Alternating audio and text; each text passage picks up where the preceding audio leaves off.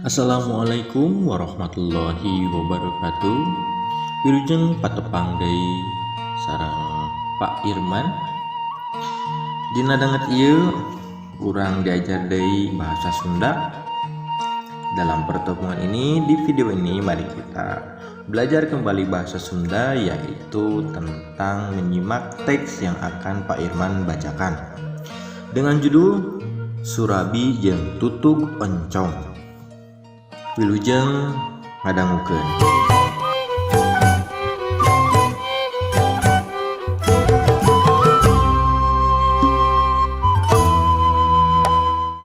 Sakanya homida anu dagang Surabi teh biasana pasusubuh, anu dagangna oge awewe jeung rata-rata geus kolot deui.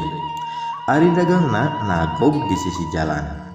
Anu mareulina ngariung dariuk dina bangku panjang bari sidoru hareupeun hawu. Kitu dina pikiran mida ngeunaan tukang Surabi teh. Tetela teu beda jeung dami. Dami oge ngabayangkeun kitu. Anu matak basa mida jeung dami diajak ulin ka Bandung, kacida kagetna asup ka tempat dagang Surabi anu kawilang agreng. Anu dagangna oge barudak ngora, awewe jeung lalaki mareke baju parantas. Tempatna teu beda ti restoran, dariuk ngariung meja makan. Di hareupeun tempat dagangna ngaregreg motor jeung mobil anu diparkir. Nepi ka balik deui ka imahna, mida mah terus bae mikiran nu dagang Surabi di Bandung. Tiasa kitunya ceuk mida. Naon tiasa kitu teh? Pak Upa nanya. Muhun eta anu dagang Surabi tempatna oge agreng, teu kawon ku restoran-restoran. Ceuk Pak Upa teh bukti karan cagean anu dagangna bari bisa dina neangan luang usaha. Surabi teh kadaharan tradisional anu dipikaresep ku balarea. Dirobah kebiasaan ngadagangkeunana, boh waktuna, boh carana, waktuna teu kudu subuh bae. Tempat jeung carana jadi leuwih modern, eta anu disebut inovasi. Rancage atawa kreatif jeung inovasi teh mangrupa hal anu kacida pentingna lamun urang hayang maju dina usaha, ceuk Pak Upa. Lain Surabi bae kadaharan tradisional anu geus melangkala di restoran-restoran modern teh. Aya deui di antarana tutug oncom. Tutug oncom anu sok didamel ku Nini Erum, ceuk dami. Inget kana kebiasaan di ninina ada isuk-isuk sok sasarap tutug oncom. Muhun, tah ayeuna mah tos diical di restoran-restoran sareng seueur nu mikaresep, ceuk Pak Upa. Ari nu sok diical dina internet teh naon da? Mida nanya. Oh, atuh eta mah kiripik sampe, tembal dami. Eta oge sami, modalna rancage sareng inovatif.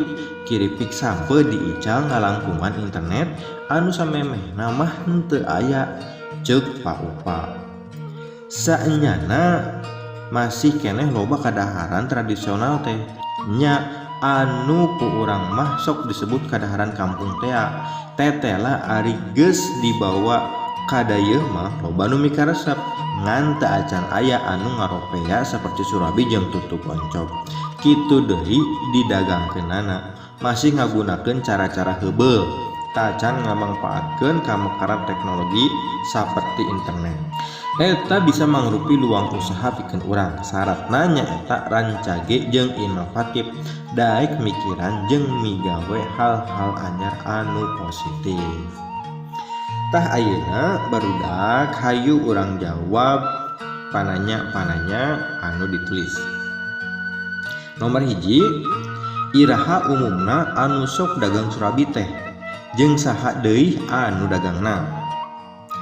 Hartina, kapan umumnya yang suka dagang Surabi dan siapa yang mendagangkannya atau siapa pedagangnya. Nomor 2, dina bayangan mida kumaha cenah prak-prakanana anu dagang Surabi teh. Hartina Dina bayangan Mida bagaimana proses dagang surabi itu. Nomor 3, naon sababna Mida kaget nempo nu dagang surabi di Bandung. Apa sebabnya Mida kaget melihat yang dagang surabi di Bandung? Nomor 4, surabi teh kadaharan tradisional urang, nah make disebut kadaharan tradisional. Surabi itu merupakan makanan tradisional kita.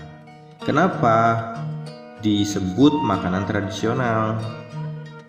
Nomor 5, salian ti surabi naon di kadaharan tradisional anu geus dijual di restoran karedi teh.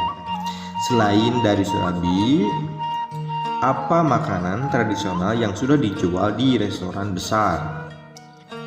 Nah, itu untuk materi kali ini. Silakan dijawab pertanyaannya. Jangan lupa juga dikumpulkan tugasnya kepada guru kelas kamu.